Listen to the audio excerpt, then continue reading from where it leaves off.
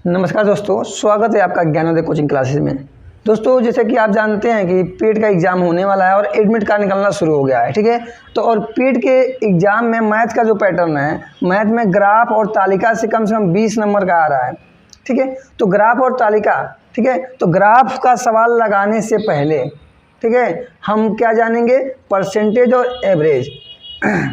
Graph और तालिका का सवाल लगाने से पहले हमें क्या क्या जानना पड़ेगा? प्रतिशत और औसत। परसेंटेज और एवरेज। अगर परसेंटेज आप जानते हैं अच्छे से, एवरेज जानते हैं, तो ग्राफ का सवाल आसानी से लग जाएगा। क्यों? देखिए, एक थोड़ा सा हम यहाँ डेमो दे रहे। क्या ऐसे फिगर बना हुआ है, ऐसे बना होता है, ऐसे रहता है, कुछ नंबर होते हैं। कहता है कि मान यहाँ पे 2016, यहाँ पे 17, यहाँ पे 18, यहाँ पे 19 ऐसे कर दिया। कहते क्या 2016 से 17 में कितने परसेंट की वृद्धि हुई, ऐसे बोल दिया। तो आप देखेंगे कितने परसेंट की वृद्धि हुई नंबर, यानी कि हमें परसेंटेज जानना पड़ेगा और थोड़ा एवरेज भी जानना पड़ेगा। तो परसेंटेज और एवरेज अगर आप जानते हैं तो अच्छे से ग्राफ और तालिका का सवाल लगा लेंगे। तो परसेंटेज में क्या हमें जानना है, 2-4 सवाल अभी हम सॉल्व करेंगे।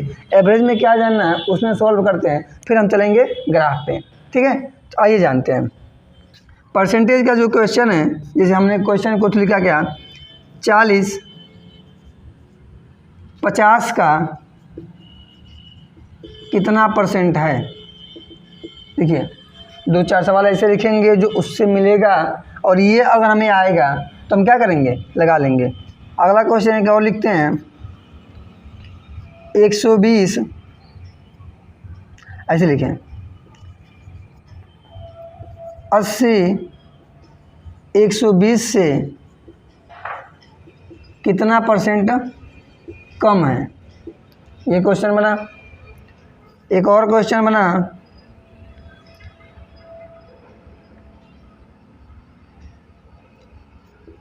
120 60 से कितना परसेंट ज़्यादा है। इस तरह का क्वेश्चन बन सकता है, ठीक है। एक क्वेश्चन और भी बन सकता है, यहाँ लिख रहे हैं हम थोड़ा सा कि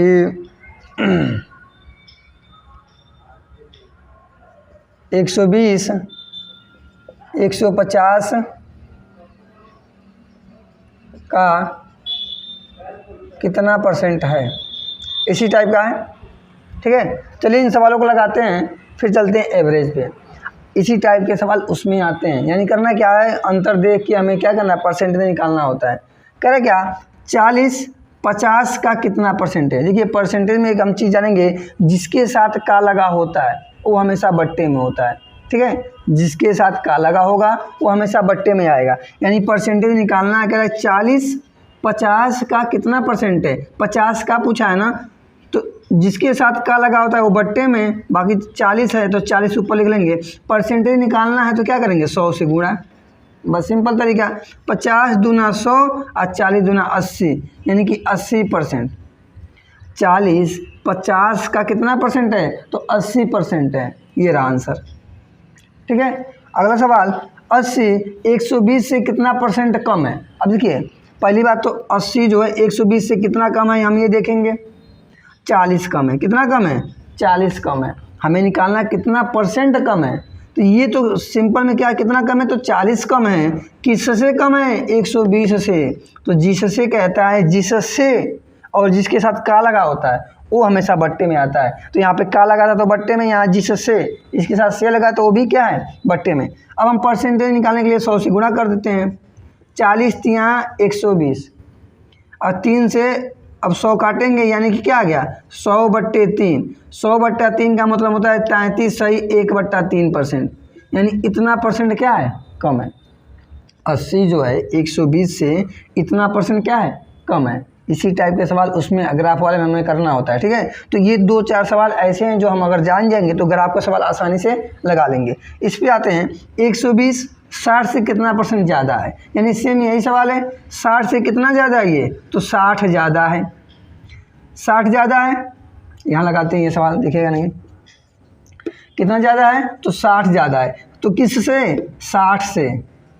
भाई 60 से 120 तो 60 ज़्यादा है किससे, तो 60 से गुणे 100, 60 से 60 कटेगा, आएगा क्या 100%। ठीक है। एक सवाल और ऊपर हमने लिखा है क्या, 120 150 का कितना परसेंट है, कितना परसेंट है, जिसके साथ का लगा है वो नीचे, यानी कि 150 नीचे आएगा 120 ऊपर रहेगा। परसेंटेज निकालने के लिए 100 से गुणा, बस सिंपल करना और कुछ नहीं। ये 0 से 0 कटा, 3 से काटेंगे 4 बार, 3 से काटेंगे 5 बार, कट गया। अब देखिए 5 से ये कितनी बार में कटा, 20 बार में, 20 बचे नहीं, 5 दूनी 10, हाँ 20 बार में, 20 चौको 80, यानी कि 80%। ठीक है। 120 150 का कितना परसेंट है, तो 80% है। ये तो भाई शॉर्टकट करने का तरीका। अगर आप सिंपल से लगाते हैं तो x मान के लगाएंगे, तो आप तभी भी लगा लेंगे। ठीक है। तो ये 2-4 सवाल ऐसे हैं जो परसेंटेज में हमें जानना है, क्योंकि तभी ग्राफ लगा लेंगे। एवरेज क्या होता है, एवरेज पे आते हैं। एवरेज क्या होता है, औसत। आप सभी जानते हैं कि औसत क्या होता है, कुछ पद दिए होते हैं, संख्याएं दी होती है, उनको जोड़कर और जितने पद है उससे भाग देना होता है, यही होता है औसत। जैसे हमने कोई संख्या लिखा है यहाँ पे, हमने क्या 1 2 3 4 5 ऐसे संख्या लिख लिया, बहुत और भी बड़ी संख्याएं हो सकती हैं। जैसे ये संख्या लिखा, अब कह रहा है इनका औसत बताइए। औसत क्या होगा, सबको जोड़ेंगे, यानी पदों का योग बट्टे पदों की संख्या, यानी सबको जोड़ेंगे 1 + 2 + 3 + 4 + 5 बट्टे में क्या, कितनी संख्याएं, 1 2 3 4 5 5। अब क्या करें, सबको जोड़ेंगे, 5 4 9 9 3 12 2 14 1 15, यानी 15 बट्टे 5 काटेंगे क्या आएगा 3, यानी औसत क्या आ गया 3। ये रहा आंसर। अगर एक चीज़ और, अगर कोई संख्याएं, ठीक है, संख्या लिखी हो, ऐसे श्रेणी बना हो और इनका अंतर क्या हो, समान हो, अंतर क्या हो, समान हो। नहीं 5 संख्या लिखा है, देखो एक एक का अंतर है, एक एक का अंतर समान है। तो अगर 5 संख्याएं हैं, जैसे विषम रूप में हो, संख्याएं जो विषम रूप में हो, जैसे ये तो क्रम से लिखा है, अंतर समान है, और संख्याएं क्या हो, 3 हो 5 हो 7 हो इस रूप में, 9 हो इस रूप में हो, तो क्या करते हैं, जो बीच वाली संख्या होती है ना, वही एवरेज होता है, वही क्या होता है, औसत होता है। तो ये औसत हमें ऐसे जानना है। और भी कुछ संख्याएं दे दें हमें, 12 14 16 18 20 ऐसे दे दें। ठीक है, इनका एवरेज निकालना है। अब सबको जोड़ेंगे, अब 5 से भाग देंगे, तो हमें करना नहीं, ये देखेंगे दो, इनके बीच में देखिए 2 का अंतर है, यहाँ भी 2 का अंतर, यहाँ भी 2 का अंतर, यहाँ भी 2 का अंतर, यहाँ भी 2 का अंतर। तो एवरेज निकालने के लिए हम अब सबको जोड़ना नहीं है, 5 संख्याएं हमने कहा ना, तो क्या होता है, जो बीच वाला होता है वही एवरेज होता है। सबको जोड़कर 5 से भाग देंगे तभी भी वही आएगा, या अपने तरीके से ये शॉर्टकट तरीके से कर लीजिए, ये है एवरेज। ठीक है, तो आपको परसेंटेज और एवरेज समझ में आया, आ गया। अगर आया तो कमेंट में जरूर करके आंसर बताएं हमें, यस या नो। ठीक है, तो ये परसेंटेज के सवाल, ये एवरेज सवाल हम थोड़ा सीख गए। अब हम चलेंगे ग्राफ पे। ठीक है, चलिए ग्राफ का सवाल लिखते हैं, फिर लगाते हैं। ठीक है, चलिए, तो सवाल हमने ग्राफ का लिख लिया है, और पिछली बार का ये पेड का क्वेश्चन है ग्राफ वाला। ठीक है, तो सवाल देखते हैं। अब पूरा सवाल 4-5 सवाल है इसमें, तो हम लिख नहीं पाए, केवल एक सवाल लिखे हैं, फिर अगला सवाल बताते हैं। कह रहे क्या, कच्चे ऊन के उत्पादन में उच्चतम वृद्धि वर्ष था। अब कह रहे कच्चे ऊन के उत्पादन में उच्चतम वृद्धि, यानी किस वर्ष उच्चतम वृद्धि हुई है। ठीक है, तो कई लोग क्या करते हैं, ये ऊंचा दिख रहा है तो इसी को आंसर मार देंगे, 17 से 18 में आंसर मार देंगे लोग। ठीक है, ये ऊंचा दिख रहा है तो कई लोग क्या करते हैं, नहीं पढ़े होते तो क्या करते हैं, इसी को आंसर मार देंगे। तो आइए देखते हैं रियल आंसर क्या है। ठीक है, उत्पादन जो है मीट्रिक टन में, सभी का हमें नहीं निकालना है, 4 ऑप्शन है, केवल 4 ऑप्शन का ही हमें क्या होता है, निकालना होता है। कह रहा है 2017 से 18 में कितना मीट्रिक टन की वृद्धि हुई है। आइए देखते हैं 2017 से 18 में, यही तो है 2017 से, यानी 17 यहाँ खत्म हुआ, 18 यहाँ पे, यानी 17 से 18 में यहाँ से यहाँ जाएंगे, कितने का अंतर है ये, और 65 से 76 हुआ, तो 5 6 5 11, यानी 11 मीट्रिक टन का क्या हुआ है, वृद्धि हुआ है। दूसरे में आते हैं 2020 से 21, तो 2020 ये है, 21 यहाँ पे है, यानी यहाँ पे कितने की वृद्धि हुई है, 68 से 63 हुआ, यानी 5 की वृद्धि यहाँ पे 11 है। तो यहाँ पे क्या हुआ, 5 मीट्रिक टन, ये मीट्रिक टन में है। ठीक है, कितने की वृद्धि हुई है। आते हैं इस पर 2016 से 17 में, हमें केवल 4 का निकालना है। तो 2016 यहाँ पे ख़त्म हुआ, 17 यहाँ पे, यानी 2016 से 17 ये देखा जाएगा।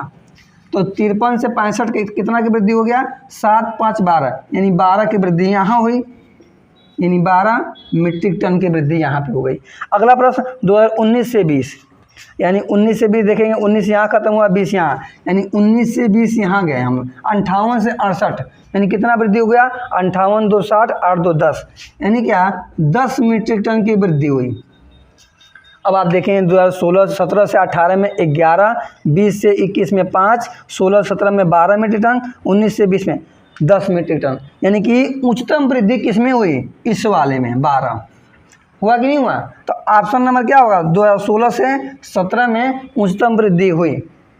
ठीक है, तो कई लोग क्या करते हैं, बस देखते हैं कि ये फिगर क्या है, ये बड़ा वाला है ऊंचा वाला, इसी को आंसर मार देंगे, तो ये गलत हो जाएगा। हमें ये नहीं करना है। करना क्या है, क्या सबका पहले देखेंगे कितने की वृद्धि हुई, वो लिख लेंगे और देखेंगे उच्चतम वृद्धि किस में हुई है, तो इसमें हुई है ऑप्शन नंबर सी। ठीक है, ऑप्शन नंबर सी। चलते हैं अगले प्रश्न पे। चलिए, तो प्रश्न हमने लिख लिया है। दूसरा क्वेश्चन कह रहा है क्या, पहले 4 वर्षों के उत्पादन की तुलना में अंतिम 4 वर्षों के उत्पादन में कितने % की वृद्धि हुई है। यानी कि स्टार्टिंग के जो 4 वर्ष है, 1 2 3 4, ये जो 4 सालों का योग करेंगे, अंतिम के 4 सालों का योग करेंगे।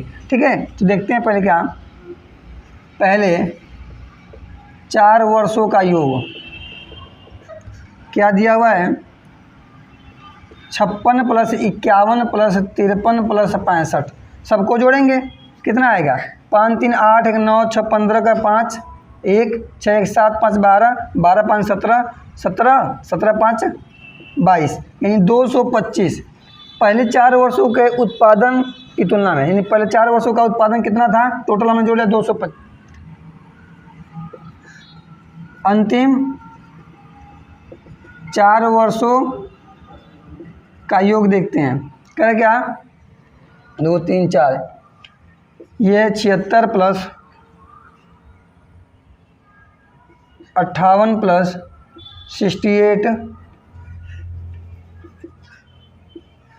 73, सबको जोड़ेंगे। देखिए 8 3 11 11 8 19 19 6 25 5 करेगा 2 7 2 9 9 6 15 15 20 20 और 7 27, यानी अंतिम 4 वर्षों का योग ये आ गया 275।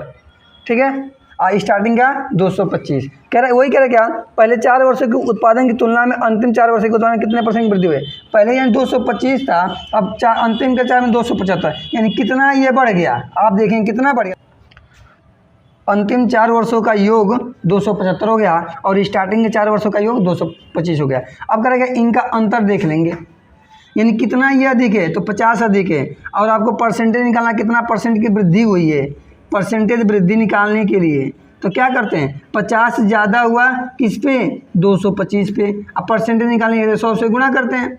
अब काटापीटी करेंगे, यानी 5 से काटेंगे, ये कितनी बार कटेगा, 25 से काटिए, 25 दूना 50, अब 25 8 200, अब 25 से कम, यानी 9 बार में ये कट गया। ठीक है, तो 100 2 200 आ क्या गया, 200/9, 200 में 9 से भाग देंगे तो 9 दूना 18, यहाँ 2 बचा, फिर 20, फिर 9 दूना 18, 2 बचा, फिर 9 दूना 18, ऐसे आ रहा है 22.22 करके ऐसे आ रहा है। ऑप्शन नंबर कौन सा है, बी। ठीक है, तो ऑप्शन नंबर बी ये रहा आंसर आपका। ठीक है, अब अगले चलते हैं अगले प्रश्न पे। चलिए अगला प्रश्न लिख लिए हैं, कह रहे क्या 8 वर्षों के दौरान औसत उत्पादन क्या था। औसत उत्पादन यानी कि सबका औसत निकालना, अभी बताया ना, और इसके पहले जो स्टार्टिंग किए थे तो औसत बताएं कि क्या होता है, सबको जोड़ के उतने से भाग देते हैं, वही हमें करना है। यानी इन सबको जोड़ना है और कितनी संख्या, 8 संख्या है, 8 से भाग देना है। चलिए सबको जोड़ेंगे, क्या है, 56 + 51 + 53 + 65 + 76 + 58 + 68 + 73, सबको हमें जोड़ना है। ठीक है, सबको जोड़ते हैं, कितना होता है,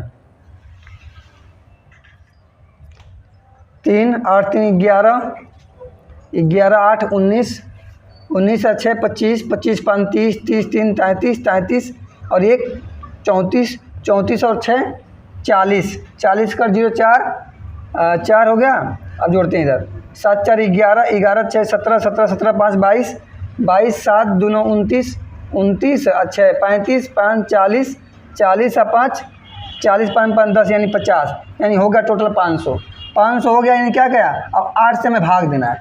8 से भाग देना है तो क्या आएगा, 8 6 का 48, 2 बचा 8 दूना 16, ठीक है, और 4 बचा 8 5 40, यानी 62.5 इतना मीट्रिक टन।